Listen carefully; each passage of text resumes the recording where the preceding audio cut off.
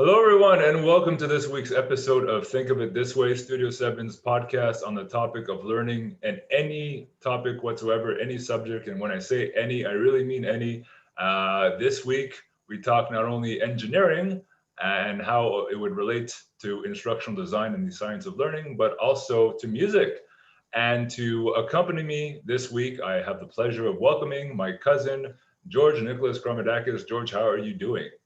Doing very well. How about you, George? Excellent, George. Thank you. Thank you for coming on the show.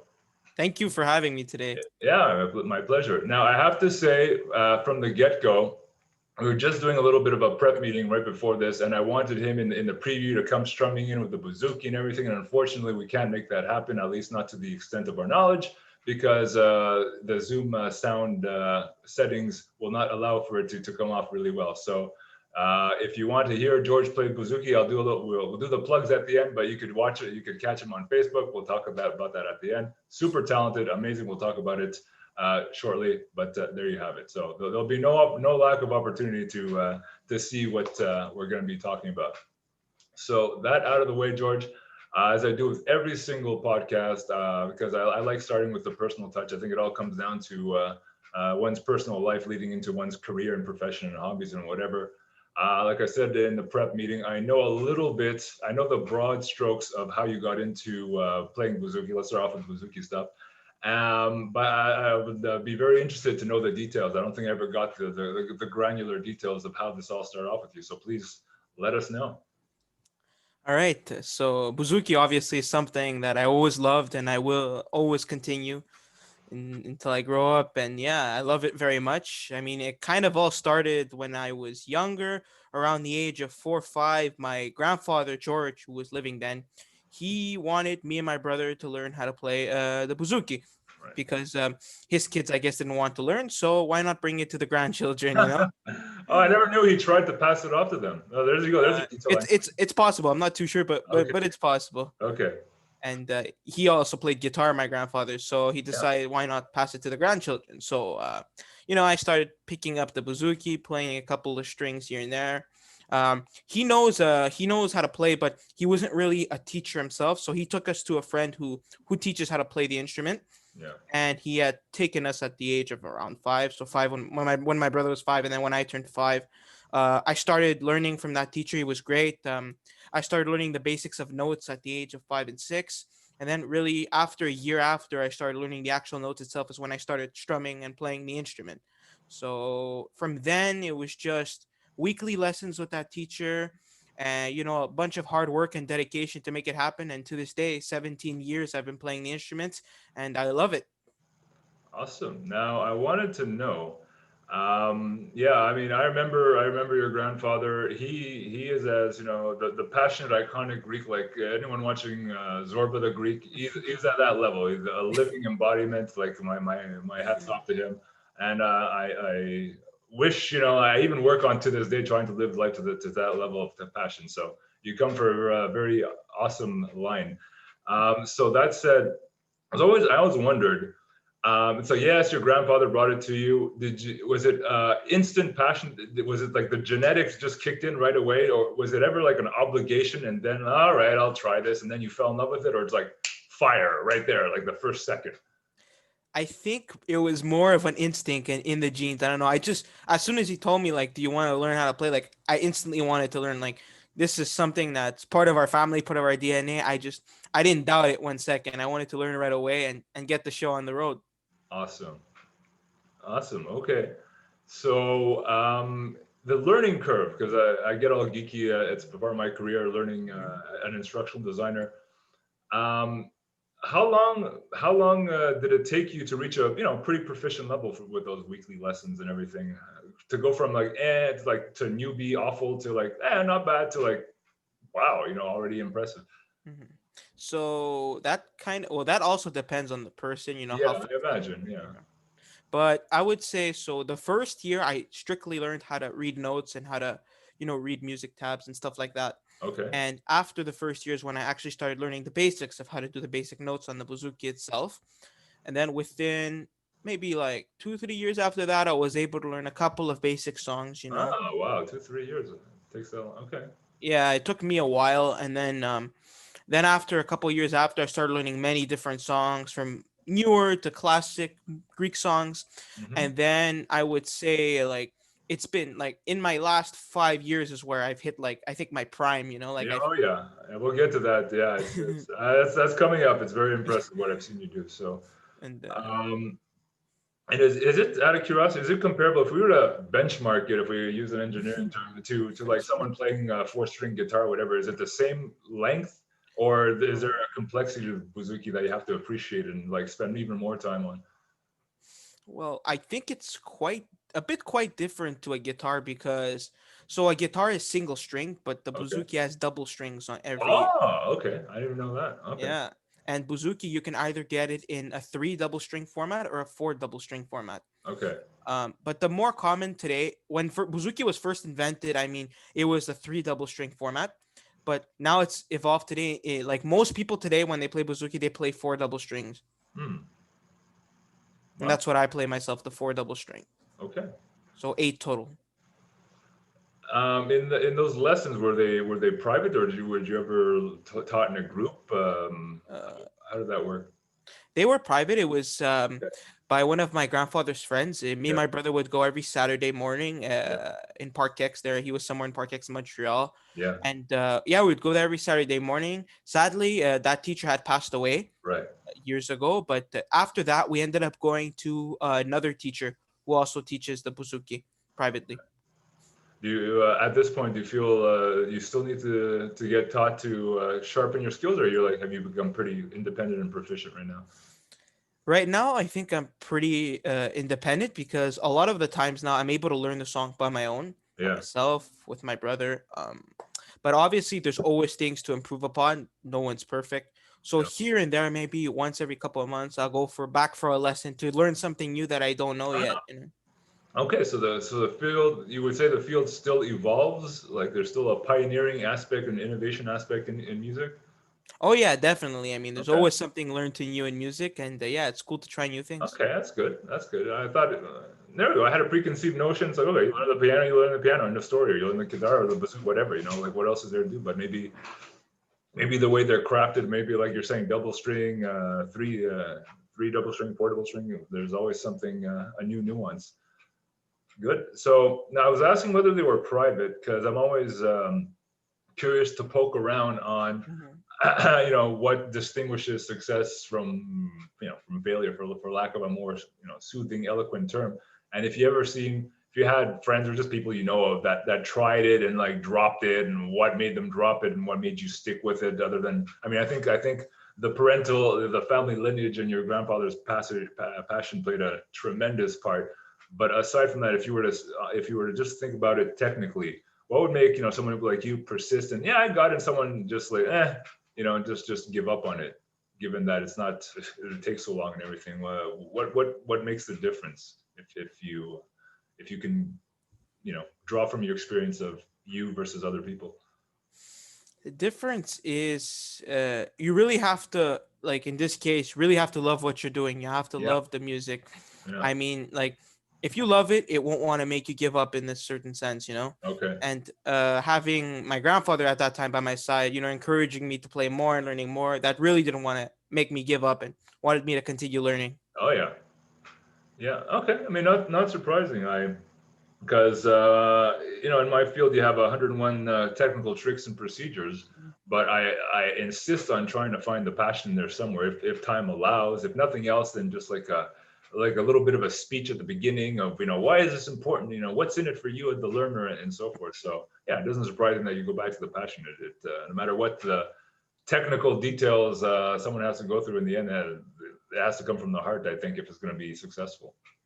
So I I don't do this nearly as much as I'd like. Again, it depends on the job or whatever at work when I create e-learning.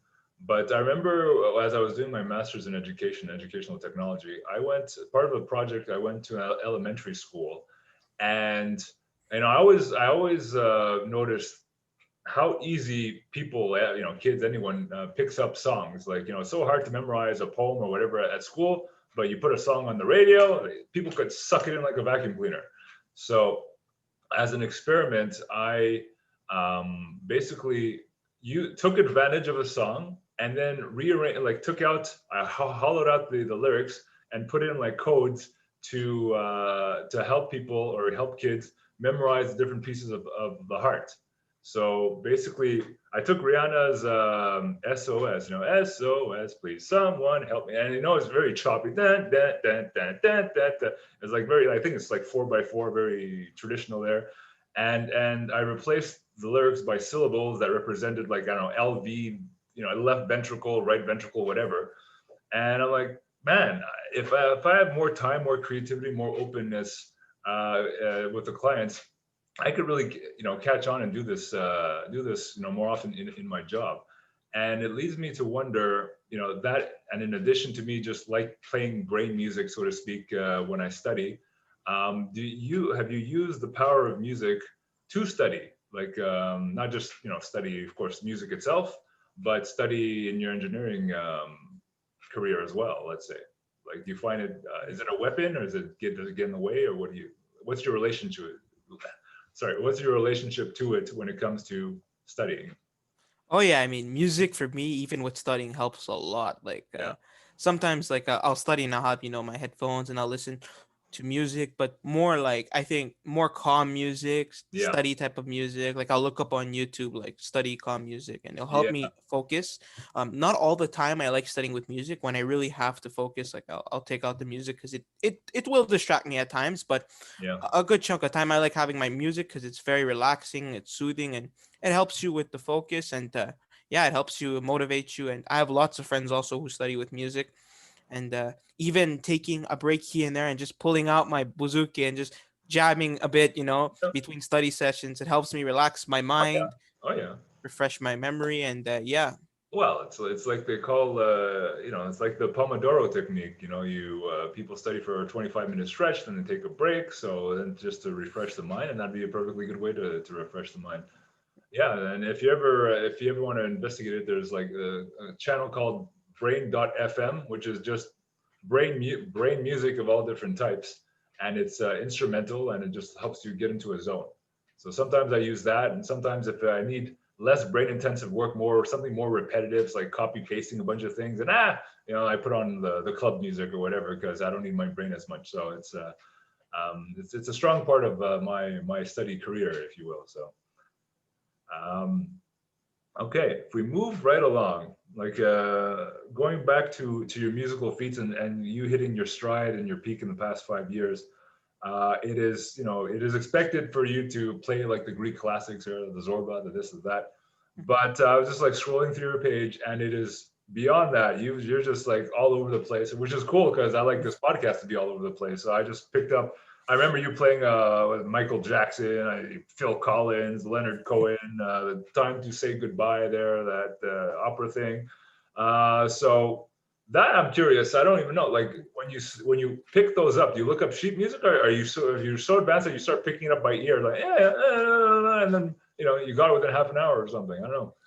Yeah, so I don't know. One day, basically, I decided I had seen like some Bouzouki player in Australia play like a bunch of English music at weddings on the Bouzouki. I'm like, let me Right. try that. It's Yeah. cool, it's different. I want to be unique. I want to set myself apart from others. Yeah. So I remember I let me try one English song, and I learned mostly by the ear. I'll Wow. listen to it within 20 to 30 minutes. I'll have the Holy song learned. crap, that is impressive. Yeah, I mean, same thing with my brother, he listens to a song 20, 30 minutes and we have it already. You should start pumping out albums, man. Yeah, one day, of course. Yeah. But Wow.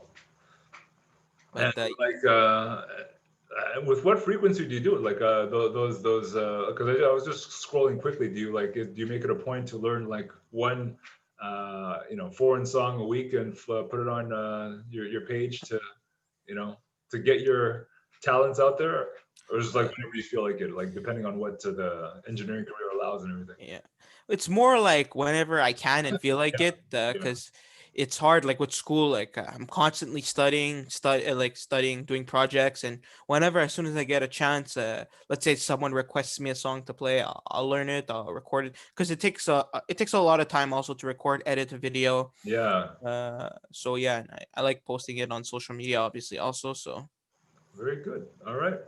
So I'm curious. I've gotten sniffs, but I don't know the extent of it. To what extent have you allowed this hobby of yours to flourish? I figured, okay, I don't know, like for instance, playing the mythos or weddings, or how often do you play with Yanni, your brother Yanni, or without him? You guys like try to tag team or solo more of the time?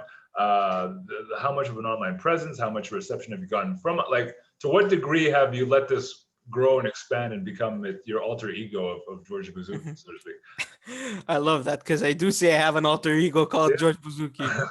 I'm just George during the day, and at night when I play, I'm the George The Bouzouki. superhero Bouzouki comes in, you're totally unrecognizable then. Exactly. Yeah. So, me and my brother have teamed up a lot together. Together on social media, we have a page. We call each other the Bouzouki Bros. Right. So, yeah, I mean, we've been doing lots of weddings. We've done weddings together, solo. So let's say one couple, they approach us and they ask us about our packages for a wedding, Mm. and let's say they only take me, for example, and someone else calls me for another wedding that day. I'll be able to bring in my brother for the other wedding that I couldn't do. Okay. So yeah, we kind of help each other out. Or if the couple wants us both, we can do both at a wedding. So Yeah. yeah, sometimes we're together, sometimes we're solo. Like one night I'll be at one wedding, he'll be at another wedding, but Mm. it's under the same name as Bouzouki Bros, which is like our Oh, company name. very cool. That's I'm so proud of you. Being like you have this nice little entrepreneurial side thing going that could be Yeah. very educational. Like very busy. You'll have your business acumen in no time if you don't already. That's I'm proud of you. So that said, though, and this is where I'll do the segue, like I told you in the prep meeting. With that much of, you seem to have a good degree of success. Your name is out there. You're obviously talented. People will just have to check you out. We'll get to that again to see the proof in the pudding. And like I said in the prep, I have a cousin on my other side that went from came all the way from Greece to go to Berkeley College in Boston to become a bassist, and he's traveling the world. He has it as a full-time career. In other words, like he's traveling the world, like Thailand, Australia, with this guy, this Mario Franguli, as I mentioned, and this other lady, Nega, another Greek singer. So he just made it full blast career. The man wanted nothing but music. So I'm like, what is the difference between my cousin Alex, who I hope to have on a future podcast? I think the contrast would be very interesting.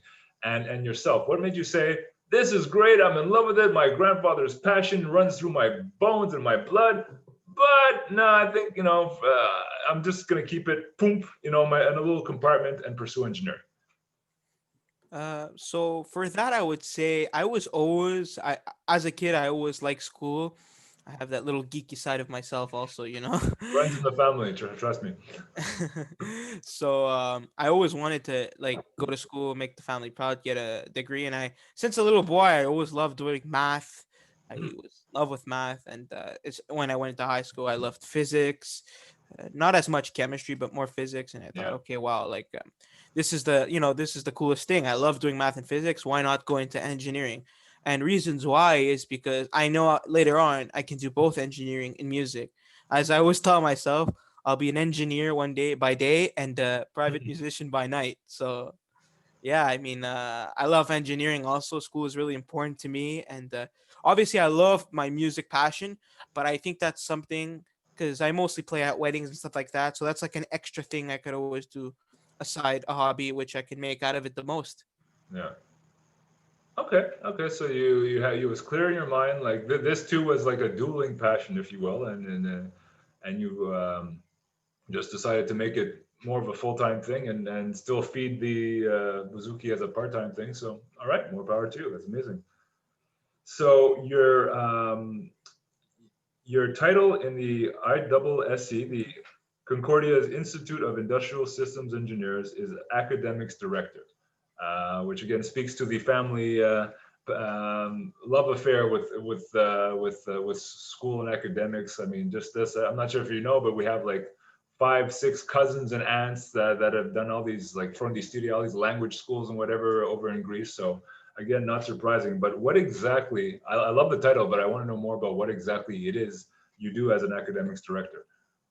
Okay. Well, first I'll speak in IIC general what we do, and Yeah, then yeah, I'll please, I'll yeah. I'll Yeah. go specifically to my position. Yeah. So IASC, so we're known as the Institute of Industrial and Systems Engineers Concordia. Mhm. We represent the industrial engineering students here at Concordia. We're a set of student executives, and basically we try to enrich students' knowledge, technical skills, soft skills, industrial for specifically industrial engineering students by planning all sorts of events for them that they can attend. And basically each little sub team we have in our team, so like me academics, there's the social team, there's the external team. We have different types of events related to our sub team that we organize for those students. So me, for example, I'm not by myself. I work with the VP academics, who her name is Caitlin, a good friend of mine also. Mhm. And together we organize events that will try to enhance students, industrial engineering students, academic knowledge in the program. So a lot of events that we've organized are information sessions, panels. I mean, I think you came to one of our panels. Yes, I did. Yeah. We did a consulting panel with another organization of Concordia.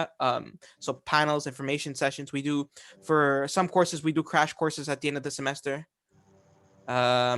So yeah, there's crash courses. We What do you mean do. by what do you mean by crash courses? So for example, some courses, industrial engineering courses, we hire someone to teach like a crash at the end of the semester, a crash course, who will basically go over the material for the final exam. Okay. So it's like a little course to take, like a mini 1 day course to take, like a couple of days before your final exam, so it can, it could help you study for it. Based on one of the major courses in your program. Yeah, Okay. exactly, Okay. All exactly. right. Got it. All right. Thanks. And we also have plan tours we do, but now with COVID, we did a virtual plan tour presentation. Yeah. So usually we would go in person and like we would have an actual plant tour. We'd go to the plant, the manufacturing plant itself, and they'd show us around. But now due to COVID, we had a virtual one where we had an engineer come talk about their company through a PowerPoint presentation and show us a couple of videos and pictures, which was also great. So yeah, I think the main events we work on, me and the VP academics, is events that help enhance and help bring more knowledge academically to the student. Okay. Very good. I'm going, just for the benefit of all and myself, backtrack a little bit as to what uh, an industrial and systems engineer does. Systems engineer, I can imagine. I mean, I have my ring as well Mhm. from my former life, and I even did a course in my master's degree in education called cybernetics, educational cybernetics. So I picture it's about, sort of the circuitry of things, or in this case, well, for systems, there's like, a feedback loop and deviation amplifying and limiting loops and things like that, and how systems can function in a loop. But I just want to be clear, how does industry and systems engineering distinguish itself? I think the closest cousins, because there's so many types of engineering, would be like mechanical or civil. But what is the niche exactly, that little thing that says, now this slice of the pie is industrial and systems? Is it the creation of machines? It's not like bridges is more civil. Like, I want to see pinpoint what it is exactly. So yeah, you bring up a good point because we're in the same department, industrial, as mechanical engineering and aerospace engineering. Ah, okay. So yeah, they're all in the same department together. So they have their similarities, but what makes, I think, industrial engineering more unique to itself is that we tend to focus on optimizing systems, products, assembly lines, Hmm. um, So optimize. We work a lot with people, so it can be literally a system of people or a yeah. system in a company. Yeah, optimizing even sales. We can do sales, optimize sales, floor Oh, plans, yeah. and stuff like that. Yeah, yeah. It reminds me of a modeling course I did in engineering. How they say, look how this system, in electricity is exactly the same and analogous to the one in mechanics, which is exactly the same in the one in thermodynamics, which is exactly the same as the one in hydraulics. And in my course, in my master's degree, it's like, oh, you can say, oh yeah, this system is exactly the one in politics, exactly the one in social, like in dating, whatever. Like it's all the same. And that's why this podcast is about anything and everything, because it is all the same when it comes down to it. So that's kind of cool. Now I wanted to ask you this. Back in my day, when I did engineering, The motto at Concordia was "Real education for the real world." I don't know if that still floats around, but it used to be on the brochures and everything, the program guides and everything. And I don't know if you've seen it. I sniff around a lot as part of my career and personal interests online. I see universities being challenged and even almost insulted these days as being obsolete, uh, now use outdated. Ivory tower professors are disconnected, and soon they'll probably be phased out. People come out with all sorts when they're marketing their own training. They always slap the name, or very often the university, like Grant Cardone University, the University of Sales, for instance. So I've seen university this left and right, and I don't blame them either. A lot of them, in my experience, is like, you know, a lot of professors were like very well-meaning, but like university, like the actual teaching part was number 7 on their priority, behind the research and the networking and the grants and the this and the that. And I'm wondering, to what degree you have an influence. Well, number one, have you been made aware of this? And number two, I think they do, from what I've seen, because I've gone back to some events myself at Concordia. Does Concordia do a good job in your department in keeping themselves from being obsolete and some ivory tower dinosaur that's not really needed anymore as time goes on and so forth? And what is your role in making sure that ISSC at Concordia and your field and all that stays cream of the crop and absolutely relevant, not just thrown away, like being accused of being outdated and obsolete? I think you bring up a good point there with the outdated and the teachers and the obsolete. At the end of the day, I think it still goes down to who the teacher is and how they teach, because there are like a lot of professors that basically teaching is their side job, and Exactly. Yeah. They they treat it like your Bouzouki job. yeah, basically, and exactly, it's like their side job, and their primarily job is to either some of them work in an engineering firm or Ah, there you go. yeah, like I met once. I was speaking to one of my professors. He told me he worked at an engineering firm, and this was part time. He teaches one course part time. Mhm. So it really depends on the professor. Like, I guess if they're more full time to the teaching, they'll care more and cater more to the students. But overall, I mean, I think Concordia is doing a pretty good job. I mean, now it's tough with the Zoom and Mm.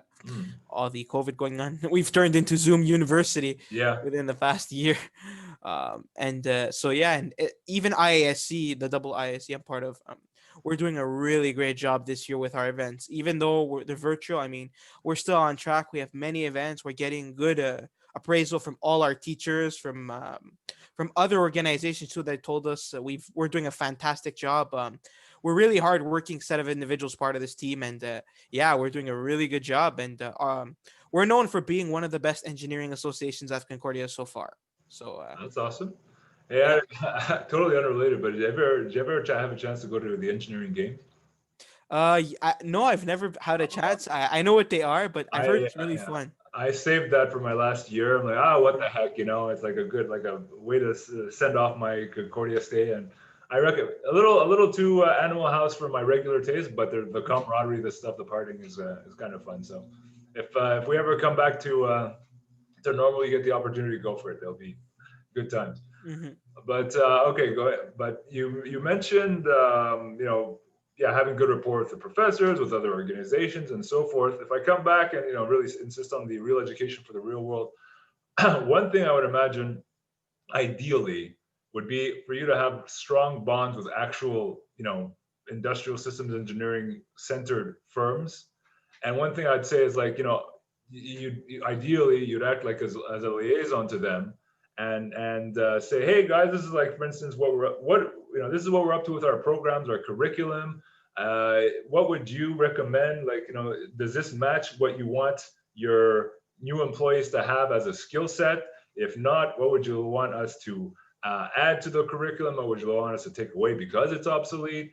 Like, in an ideal world, I would want the communication to be that two-way, that deep, so that when you come out, you are relevant. You're not like like flailing around uselessly for a year figuring it out on your own, when Concordia should have done that job in this case. Like, so does it have that deep a connection with the real world, with the actual workplaces that you'd be moving on to once you graduated? I mean, yeah, we do have a pretty good like connection with companies because we have a lot of companies with sponsors. We have a sponsorship Okay. package.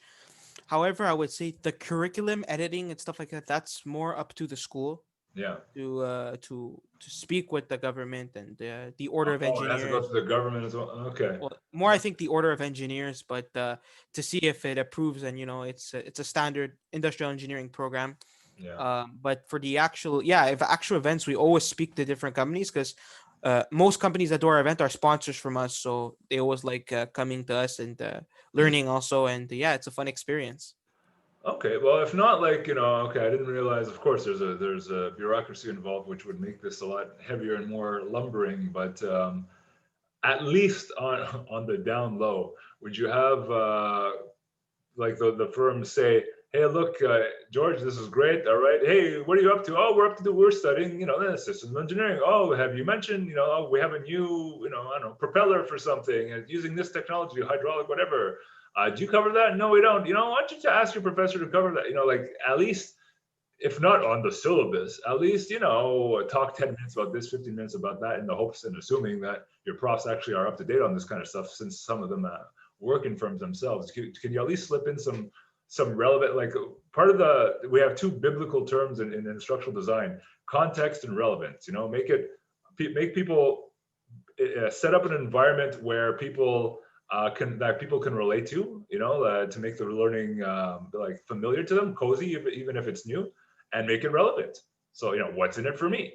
So um, is there at least an openness unofficially for the late breaking news and technologies and trends of your sponsors to trickle in and somehow influence what you're learning in school? Because I find it absolutely critical. I mean, these are your future employers, for God's sakes. Like I don't want them to, give you an advance notice of what they want once you get out of there. Yeah, I think they do play a huge role because, especially, honestly, I even had the idea myself because since I'm academics director at the double IISc, Yeah, part of my role is to be the link between students and teachers. beautiful. So, yeah, I mean, I always had the idea if like employers talk. I see a lot of employers don't specifically talk about their projects because they don't want others like knowing, but Yeah, okay. companies there. But yeah, I mean, always when they bring up a new topic, something that's related to industrial engineering that we don't see at school, I would love to bring it up to my professor. So at least, even though they don't teach it to us, bring it up to us, maybe so we can learn more about the actual field. Because I find school, yeah, we learn a lot the basics of industrial engineering, Hmm. but it's more about applying it to the real world. That Absolutely. Yeah, because what the school I find is good for is you learn how to be punctual, how to meet deadlines for assignments, for Yeah. projects. Hmm. Because there's a lot of theory and math that you learn at school, but probably you don't use much of it in your actual job. It's all the technology that does it for you. But Right. obviously, as an engineer, it's good to know where this math and where this technology comes from. Yeah. But I think yeah, it's super important to be up to date with what actual companies use the engineering for. Like what we actually use at school to industrial engineering. So it's super important that because we want to make sure that we go into a job knowing obviously we're going to get trained at the job, but knowing a little bit what's going on and yeah, and hopefully applying what you learned at school in the actual job itself. Yeah, absolutely. I find it critical. I'm telling you from experience. When I did my master's degree at Concordia for Educational Technology, I was at the same time working at Pratt and Whitney. Mm. And because look, it was so challenging doing both that I made it a sort of a system in itself. I engineered a system where anything I learned from school, I would apply to Pratt. And when the school would ask about an assignment, it's like I would make it about Pratt. So I had this like circuit that fed itself to make it like a continuous stream of knowledge where both were feeding into each other and making my life a lot easier, because I didn't want to make a project on something totally unrelated. I wanted something relevant and something that I was already ready to talk about with some expertise. So to complete the circuit of the well-intentioned circuit of the IISC, it's all well to say, okay, you have a role. People, part of the circuit is you go out, you get the sponsors talking to you a little bit about what's up to the extent that they can. the rest of the circuit, the feedback loop would be you say, hey, profs, they told us about that, I don't know, SNC level, whatever. These guys told us about this. Can you do something? To what degree have your professors as a whole been open to accommodate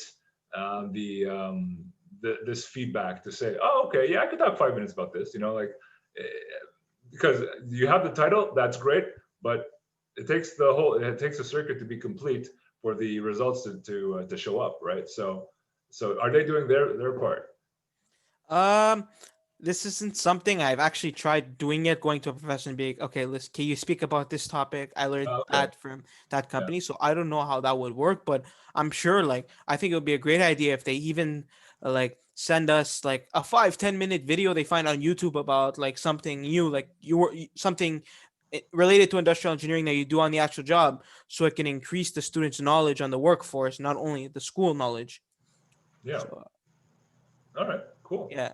So all that said, I another part of the formula of these podcasts typically at the end is in this adventure of yours in this career, the engineering part of the career now.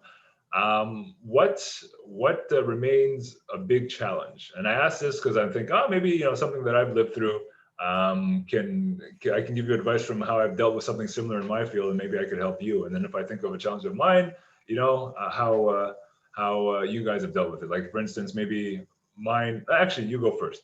So what challenges have you faced in the IISc in your career? What's like, it's going great, but if I could just tweak something else, this would be it. This is something that's we're still working on.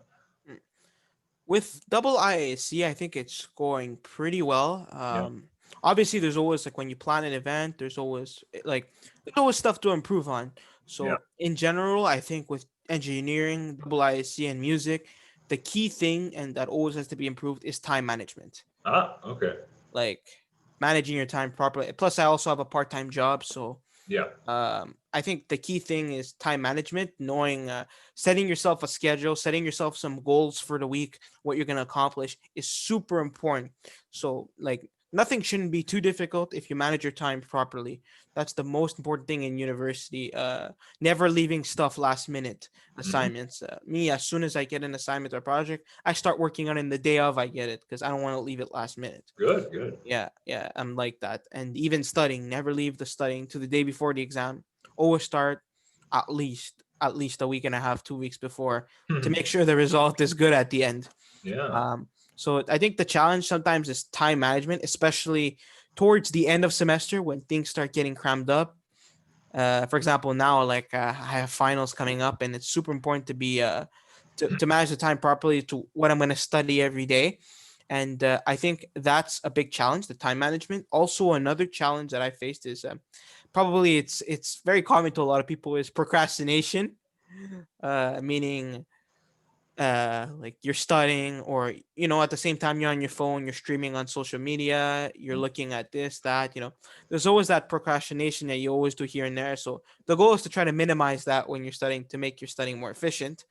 um Especially now with the Zoom University we have at Concordia, it's Mhm. super hard to be focused at home because you're constantly, or for me, for example, I'm constantly sitting on a desk all day through Zoom, connecting with the professors, doing lectures. I'm literally sitting on a chair and desk writing notes. It's hard. The online university I find is a really tough challenge because I'm a person who likes going to school in person. I mean, it takes me a long time to get to school, probably around an hour minimum, but it's definitely worth it in the end because at least I get up, I walk around, I see people. It gives me some sort of motivation to go to school. Now it's like I get up and I just have to sit in front of my desk and there it is. The course is happening, and I feel like it's really tough to focus through online schooling. While in person, it's much easier I find to focus, and you see people, so it makes you happy to go to school, somewhat happy even during the stressful times. So I think, yeah, the online schooling now is really, really a really tough thing to do, but you just gotta keep positive, keep moving forward, and try your best at the end of the day. Interesting. Okay, because I say interesting especially because for the past 10 years now or plus going on 11, my specialty is creating online learning. So it's gotten to the Hmm. point where I've gotten used to it. So when this came about, I was like, yeah, whatever. If anything, I gain an extra hours for not having to travel to work and back. So I mean, I always thought that it's pretty efficient, but yeah, I can understand the need to especially coming from your background and going out in the weddings and all that. I do admit, that that would make you more predisposed to want to go out. But you know, you there's parts of your answer that answered your own questions in terms of procrastination, this and that. I mean, there's a expression that I've come across called "big rocks first," where it's like, okay, what is the most important thing, and put the rocks in there right away in your schedule. I mean, the old paradigm or the old parable is like professor came into the class with like a jar and he filled it up with big rocks. And he said, "Is it full?" And the student said, "Yes." And he said, "No, it's not." And he put little pebbles, and the pebbles, trickled in between the holes of the big rocks. And he said, "Is it full now?" And they said, "Yes." And he said, "No, it's not." And then he put in sand, and then sand trickled into the holes between the little pebbles. "Is it full now?" "No." "Yes," or "Yes, it is." And he said, "No." And then he put in the water. And he said, like, basically, you can get a lot done if you put in the big rocks first. You prioritize what's most important to me. I'm sure you came across this Pareto's law. What 20% of everything that I'm facing will give me 80% of my results. And you just like, stick that in your schedule. And just like when we're managing multiple projects, 20, 30, 40 projects at the same time, we have a global timeline at work. And it's like, okay, this is going to happen here. This is going to happen here. This is going to happen here. We're filling up the cells. This part of this project is going to happen here. Like, a Gantt chart on steroids, basically. And when then someone else comes in, like, "Oh, we'd like to have this new project. When can we have it?" "Well, no, not today, not tomorrow." "Okay, we can start it like there, and we'll bump you up if someone else is late. But just taking it, just setting everything in advance and then sticking to it is key for me. And in terms of the procrastination, that's like an emotional thing. First off, make sure you're well rested, get your sleep, get your whatever, and then use the music to your advantage. Like fill up emotionally as well. Make sure you're not like, "Oh, another thing that I gotta do for crying out loud. I don't have a break." And it's like, okay, wait, pull out the Bouzouki for 5 minutes, fill up your soul, and you'll find the incidences going down. I mean, that's a whole topic into itself. That's like a 3-hour podcast. I just picked up one of these bracelets there with biofeedback that tells me how well I've slept and what I need to do to correct my sleep and da da da. And I get metrics, out of my ears. But there are different things. We could talk afterwards if you're still struggling. But yeah. And as for the human component, I just have this philosophy that I can still, yeah, it's great to see people live for sure, but I still feel, through years of personal development that I won't get into, I find that I can still convey a personal connection even at a distance.